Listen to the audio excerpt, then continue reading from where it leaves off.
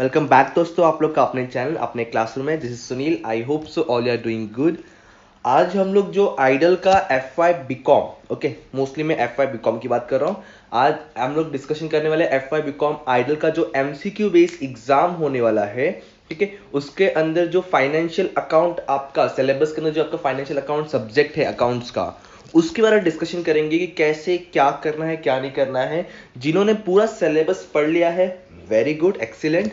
And जिन्होंने बिल्कुल भी नहीं स्टार्ट किया है, डोंट वरी, दोनों के लिए मैं स्ट्रैटेजी बताऊंगा। दोनों के लिए कॉमन स्ट्रैटेजी होगा, हाँ, बट हाँ, जिन्होंने पढ़ लिया है पूरा सिलेबस उनके लिए काफी ज्यादा बेनिफिशियल होगा एज अ रिविजनरी पर्पस। और जो बिल्कुल भी नहीं पढ़े हैं उनके थोड़ा बहुत नया नया रहेगा। तो कैसे क्या करना है वो बताऊंगा मैं। बेसिकली पॉइंट ऑफ व्यू किसके बात करूंगा मैं, जिन्होंने बिल्कुल भी स्टार्ट नहीं किया है, क्योंकि मोस्टली जो बच्चे होते हैं जब लॉकडाउन स्टार्ट हुआ तभी पढ़ना चालू करते आइडल के, बट ठीक है, बैड लकली नहीं हुआ है। तो देखते हैं कि कौन से टॉपिक करने चाहिए एंड कौन से नहीं करने चाहिए। एंड जो आज मैं डिस्कशन करने वाला हूं, ये मैं जो टीवाई का पेपर हुआ ना आइडल का, उनके एक्सपीरियंस से करने वाला हूँ, क्योंकि उनको कैसे क्या पूछा था उसके बेस पे मैं आपको बताने वाला हूँ कि कौन से टॉपिक करने चाहिए एंड कैसे कैसे क्वेश्चंस पूछे जा सकते हैं। ओके, अच्छा, फर्स्ट थिंग तो ये कि आप लोग के पास सोर्सेस क्या क्या अवेलेबल है पढ़ने के लिए, ठीक है। सोर्सेस क्या क्या अवेलेबल है। फर्स्ट, जो आपका स्टडी मटेरियल आपको मिला हुआ है, ठीक है, जो बहुत मोटी है बट ठीक है, एक वो मटेरियल अवेलेबल है। सेकेंड, अगर आपके पास यूपीएस होगा तो ठीक है, यूपीएस, ठीक है।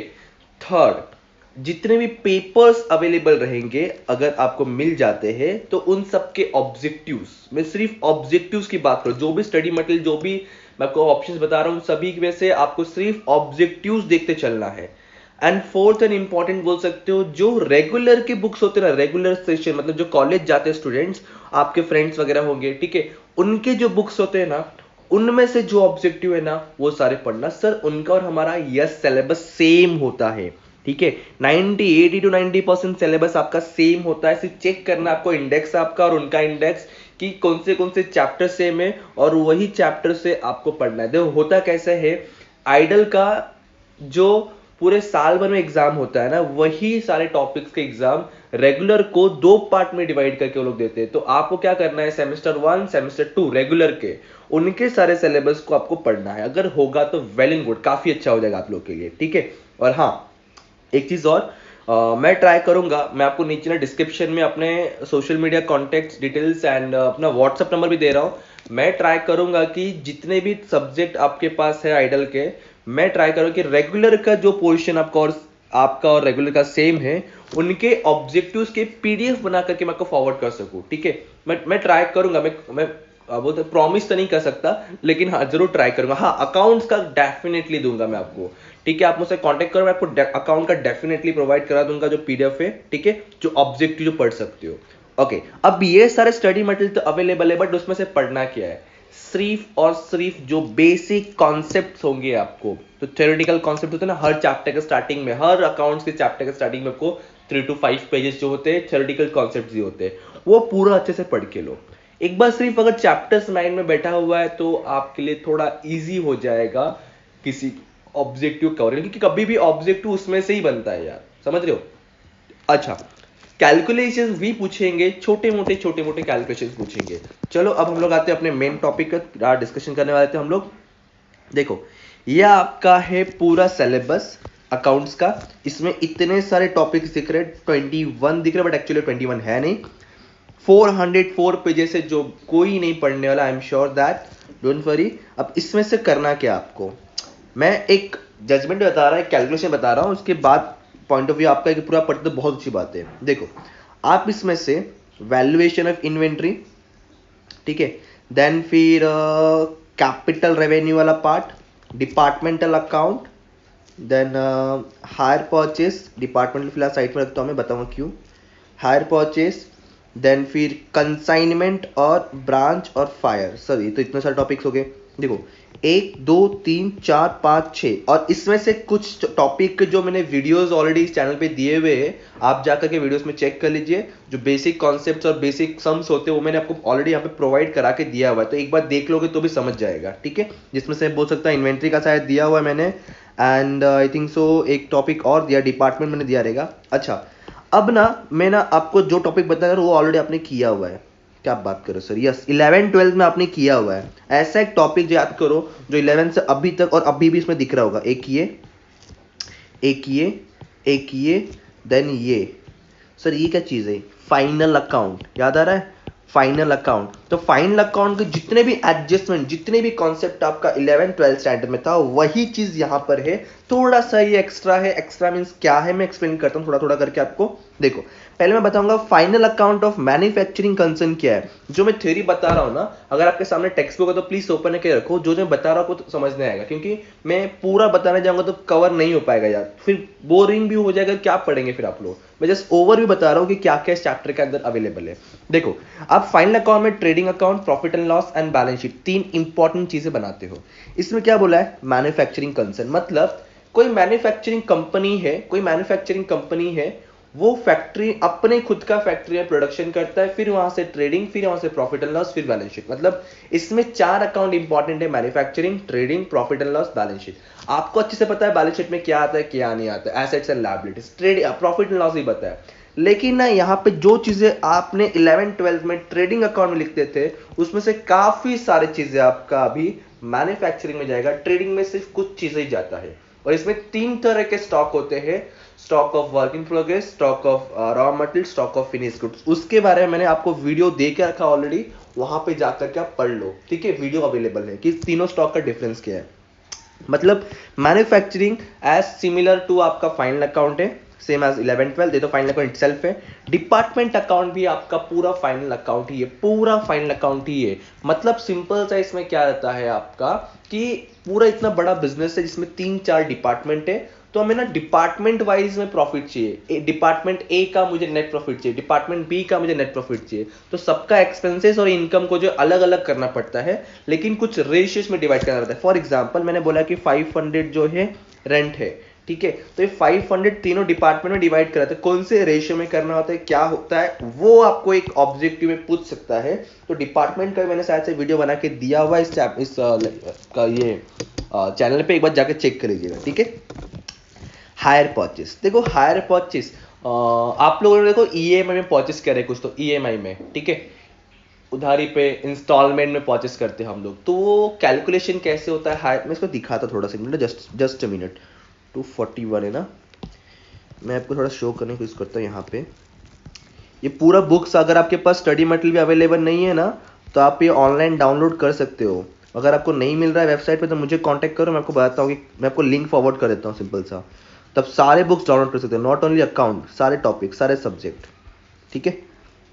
देखो हायर परचेस में कितना पढ़ना रहेगा आपको, एक तरह का छोटा सा बताता हूँ। देखो यहाँ पे इस मीनिंग में देखो, hire purchase is a credit purchase of an assets by the hire purchase and vendor. ये चीज इंपॉर्टेंट है कि वेंडर कौन होता है, हायर परचेस कौन होता है, हायर कौन होता है, वो सारे वर्ड्स इंपॉर्टेंट है। और आप चाहो ना, आपको सैंपल पेपर्स भी दिए हुए, आप सैंपल पेपर्स भी पढ़ सकते हो, ठीक है? बट उसमें आंसर्स नहीं है, ठीक है? देखो यहाँ पे क्या बोला है, वेंडर मतलब सिंपल सा जो दुकानदार है, जो सेलर है, उसको बोलेंगे वेंडर। और अगर हम लोग बायर है तो हम लोग कौन हो जाएंगे, हायर परचेसर। ये क्रेडिट पे परचेस क्या आता है, हम लोग क्रेडिट पे परचेस करते हैं, पेमेंट पूरा नहीं करते हैं। हो सकता है कभी कभी जीरो, आपने सुना रहेगा DP, down payment, not WhatsApp DP, या नॉर्मल डीपी, डाउन पेमेंट, ठीक है? डाउन पेमेंट जीरो भी होता है, कुछ अमाउंट भी करते हैं, तो डिपेंड करता है हम लोग क्या यूज कर रहे हैं, कैसे कैलकुलेशन से। तो यहाँ लिखा है the assets is delivered to the position of the purchaser. Position and ownership दो चीजें अलग है। पोजीशन मतलब आप लोगों ने डाउन पेमेंट किया सॉरी, आप एसेट्स लेके जा सकते हो, यूज कर सकते हो। ओनरशिप मतलब क्या हो गया आपका कि टोटली आप उस प्रॉपर्टी के ओनर बन गए। तो यहाँ पे क्या है ये देखो, पहले आप अगर डाउन पेमेंट किए, फॉर एग्जांपल आपने कार परचेस किया हायर परचेस पे, ठीक है?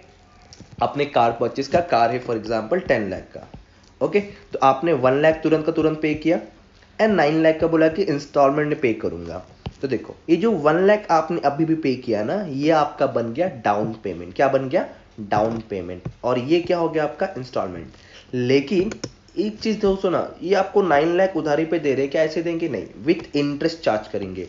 तो ये इंस्टॉलमेंट, फॉर एग्जाम्पल ये 9 ईयर्स में डिवाइड किया तो 1 लाख 1 लाख 1 लाख, तो हर साल 1 lakh plus some interest, for example 10,000, तो टोटल कितना हो गया? 1,10,000। तो इंस्टॉलमेंट प्लस आपका जो इंटरेस्ट होगा उसको बोलते हैं कैश पेमेंट। चलो समझा, तो इसमें रहेगा, थ्योरी में रहेगा, डोंट वरी, इसमें लिखा रहेगा, आप भी पढ़ो तो बहुत इंपॉर्टेंट है। देखो यहाँ बोला है 6 मंथ में, देखो यहाँ पे लिखा है the instalment include the part of the outstanding cash price, मतलब जो पे करना है, एंड इंटरेस्ट। कैश प्राइस जो आपको पेमेंट करना है, मतलब जो 9 लाख था, 9 लाख में से 1 लाख रुपए, 1 लाख रुपए कैश पेमेंट और इंटरेस्ट, वो दोनों मिला क्या बन जाते हैं, इंटरेस्ट। इंस्टॉलमेंट के अंदर cash price, instalment plus interest, ठीक है, ये दोनों ऐड करके आपका बनता है इंस्टॉलमेंट। ऐसे कुछ चीज़ें बताएगा, आप ये पूरा पढ़ के देखो, तब को ओवरव्यू मिल जाएगा हायर परचेस के बारे में। इसमें से कैलकुलेशन 1-2 पूछने के छोटे मोटे चांसेस है, बट कैलकुलेशन नहीं आता प्लीज़ बच्चों, लेकिन ये थ्योरी पढ़ लो। ये थ्योरी दिया है ना, देखो इसमें दिया हुआ है कि हायर परचेस करो, इसमें से डैम श्योर पूछेगा कुछ से एक, कन्फर्म कहीं ना कहीं पूछना ही चाहिए, जहाँ तक मेरा एक्सपीरियंस कह रहा है, ठीक है। तो ये जो 8-9 पॉइंट्स दिए हुए, प्लीज़ ये पढ़ लो थोड़ा सा, ठीक है। तो इसमें से चीज़ें ओके, देखो यहाँ पे दिया है चेक योर प्रोग्रेस, अगर आप पढ़ के देखते हो कि अरे हाँ उसका मीनिंग ये निकलता है वो निकलता है। देखो यहाँ पे कुछ ऑब्जेक्टिव्स दिया हुआ है, आज आपको आंसर भी दिए हुए हैं, इसलिए बोल रहा हूँ पहले स्टडी मटेरियल को प्रीफर करो, और फिर जितने भी चीज़ें आपके अवेलेबल है सब सिर्फ ऑब्जेक्टिव करते जाओ तो भी काफ़ी चीज़ें हो जाएगा आपका, ठीक है। देन फिर आपका इनकम्प्लीट रिकॉर्ड के बारे में बता रहा था मैं, इनकम्प्लीट रिकॉर्ड भी आपका फाइनल अकाउंट ही है, लेकिन कैसा होता है आपको याद रहेगा तो 11-12 में ना डेटर्स का अमाउंट निकाल के दिया होता था, समझ रहे हो, परचेस का अमाउंट निकाल के दिया होता था। बट यहाँ पे कैसा होता है इनकम्प्लीट में वो चीज फाइंड आउट करके आपको फाइनल अकाउंट सॉल्व करना, जिन बच्चों ने सॉल्व किया रहेगा ना उनको पता रहेगा, ठीक है, इनकम्प्लीट रिकॉर्ड, ठीक है। तो उसके बाद आपका कंसाइनमेंट अकाउंट क्या होता है, जैसे मैं ओनर हूँ, ठीक है, मैंने गुड्स किसी को कंसाइन किया है सेल करने के लिए, तो इसके अंदर आपको क्या क्या पूछ सकते हैं, कंसाइनमेंट क्या होता है, कंसाइनी क्या होता है, कंसाइनर क्या होता है, कंसाइनर एक्सपेंसेस क्या होता है, जो वर्ड्स बोल रहा हूँ टिक कर लो, लिख लो, फिर आप देखते जाना अपने आंसर में, ठीक है। कंसाइनी एक्सपेंसेस क्या होता है, ठीक है, क्लोजिंग स्टॉक क्या होता है, ओके। ये वर्ड जो बोल रहा हूँ इसमें से पूछने के चांसेस है, तो प्लीज देख लेना क्या क्या, consignor, consignee, consignor expenses, consignee expenses, consignment क्या होता है, goods sent on consignment account क्या होता है। ब्रांच अकाउंट में अगर मैं एक हेड ऑफिस हूं, फॉर एग्जांपल मेरा हेड ऑफिस है मुंबई में और मेरा एक ब्रांच चलता है दिल्ली में, तो मैं क्या कर रहा हूं, एज हेड ऑफिस से दिल्ली में मैं कुछ गुड्स भेज रहा हूं, उसको बोलते हैं गुड्स सेंड टू ब्रांच, ठीक है। तो मैं अगर उस ब्रांच को कंट्रोल कर रहा हूं तो उस ब्रांच में क्या क्या हो रहा है, क्या नहीं हो रहा है, कितना एक्सपेंसेस हो रहा है, कितना एक्सपेंसेस नहीं हो रहा है, कौन सी चीजें डेबिट में आता है, कौन सी चीजें क्रेडिट में आता है, वो सारे आपको पूछने के चांसेस है। इसमें थोड़े से कम बोल सकते हो चांसेस ब्रांच वाले में, लेकिन देख लोगे तो काफी अच्छा हो जाएगा आपके लिए, ओके। एक लास्ट टॉपिक फायर इंटरेस्ट, इसमें से कैलकुलेशन पूछने के काफी चार्जेस है, इसमें आपको पूछ सकता है एवरेज क्लॉज क्या होता है, then in fire insurance claim का फॉर्मूला क्या होता है, देन फिर loss up to the date of fire, इसका भी मैंने वीडियो बना के रखा हुआ है, आप चेक कर लो। अगर आपको इसके वीडियोस नहीं मिलते जो चीजें मैंने कहा तो मुझसे कांटेक्ट करो, इसके वीडियो की लिंक आपको फॉरवर्ड कर दूंगा मैं, कोई दिक्कत नहीं है। एक्चुअली ये वीडियो बनाने का मेरा पर्पस यही था कि डोंट वरी यार, टेंशन मतलब फर्स्ट थिंग तो आपके पास काफी टाइम रहता है, 1 आवर का, टेक्निकल इशू भी अभी नहीं हो रहा है कंपेयर टू, मतलब देखा जाए तो टीवाई को बहुत दिक्कत होता है, बट अभी टेक्निकल इश्यूज नहीं हो रहा है, तो डोंट वरी, आपके पास टाइम काफी ज्यादा बचता है, एंड अभी भी एग्जाम के लिए हमारे पास टाइम है, तो नहीं किया है तो भी करो, मैंने कह दिया आपके पास सोर्सेस क्या क्या अवेलेबल है। अगर आप अकाउंट्स पढ़ रहे हो, अगर कोई भी टॉपिक में कोई भी सेंटेंस कोई भी कैलकुलेशन नहीं समझ रहा है तो प्लीज आप डाउट क्लियर करो, मैंने आपको कॉन्टैक्ट नंबर दे के रखा है, आप मुझे व्हाट्सअप कर दो, या फिर जो प्रॉब्लम जो डाउट है उसका स्क्रीनशॉट लेके मुझे फॉरवर्ड कर दो, मैं आपको उसका जो भी सॉल्यूशन देगा फॉरवर्ड कर दूंगा, बता दूंगा, एक्सप्लेन कर दूंगा। यह आपका फ्री ऑफ कॉस्ट है, कोई भी चार्जेस नहीं है, तो डोंट वरी, डोंट पैनिक, जितने सोर्सेस अवेलेबल है जितने आप कर सकते हो उतना करो, काफी अच्छा चांसेस है, होप है कि सब पास हो जाते हैं। टीवाई में भी वही हुआ, रिजल्ट भी आ चुका है उनका, तो डोंट वरी। मैं टीवाई के पोर्शन के हिसाब से, टीवाई का एग्जाम पूछा गया था उसके हिसाब से मैंने आपको थोड़ा सा बताया कि इनके थ्योरी जितने हैं ना उतने कवर कर लो, क्योंकि वो बहुत इंपॉर्टेंट है। थ्योरी में से काफी ज्यादा पूछ रहे हैं, हाँ कैलकुलेशन भी पूछ रहे, छोटे मोटे कैलकुलेशन, बड़े बड़े सम्स नहीं पूछ रहे, ठीक है। तो मैं थ्योरी कवर करो, जितने भी ऑब्जेक्टिव जहां जहां से मिलता है वो सब करके लो, ओके। चलो अब मिलेंगे नेक्स्ट वीडियो, नेक्स्ट लेक्चर। हाँ कुछ भी डाउट हो तो मुझसे कांटेक्ट कर सकते हो बिंदास, okay. Bye bye, thank you so much, जय हिंद दोस्तों।